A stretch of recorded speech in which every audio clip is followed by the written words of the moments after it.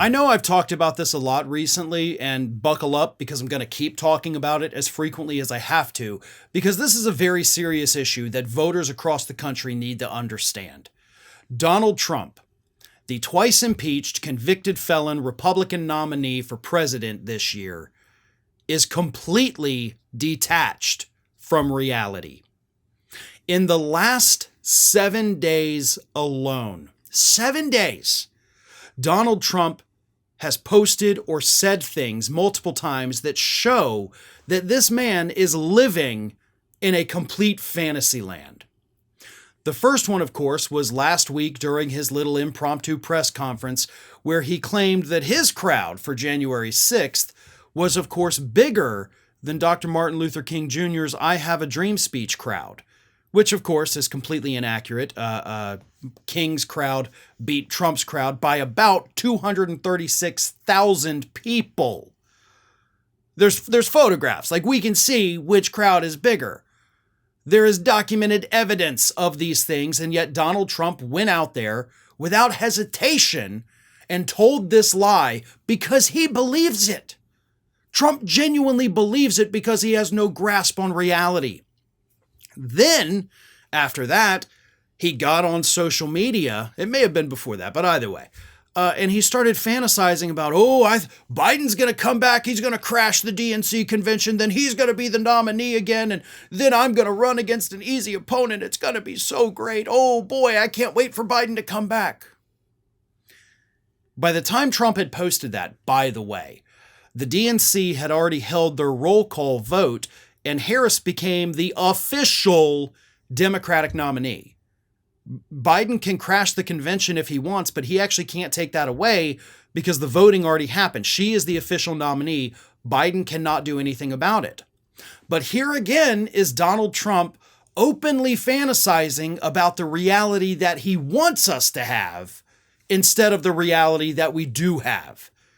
And he can't tell the difference. He genuinely thinks that could be a thing that could happen because he has lived in that alternative reality for so long that he believes in his own delusions now. And then, of course, over the weekend, when he said that Harris's crowd sizes were AI-generated images, completely false. We've seen the photographs. We've seen the videos. We know that Trump is lying about that. But that was a delusion that he told everybody to make himself feel better for the fact that he is speaking to half-empty auditoriums when he goes and does his rallies these days. But all of this paints the picture of a madman that is continuing to lose his grip on reality, a madman that can no longer tell the difference between fiction and reality. He has lied to himself, and he has been lied to by his advisors and handlers for so long that he can't tell the difference anymore. He doesn't know where he is. In Trump's world, up is down, red is blue. Crowds exist where they don't exist. They don't exist where they do exist. Nothing makes it. He's living in Wonderland. This is Donald Trump in Wonderland right now. That's what's going on. There is something possibly dangerously wrong with his brain. And he is trying to get this entire country to buy into his psychotic delusions. And as I stressed earlier this week, and I'm going to stress it again here, the media is not doing a good enough job of talking about this. Oh, sure, they mention it. They've mentioned all of these things and said, wow, that's a whopper of a lie. But we can no longer look at these things as lies because they're so far beyond being lies that is no longer an accurate way to describe them. These are delusions. Some of them are paranoid delusions. Some of them are just delusions to help Trump's ego feel a little better. But every one of them, regardless of the motivation behind them, is a symptom of a broader mental illness. And throughout this week, we have seen something rather remarkable happen. We have seen hosts and guests on Fox News who are now openly talking on the air that, hey, maybe Trump's got some mental issues. They suggest that it might be mild. I don't think there's anything mild about it. I think it is very severe, and I think it's getting worse. But at least Fox News has opened up and said a few times like, hey, something's wrong.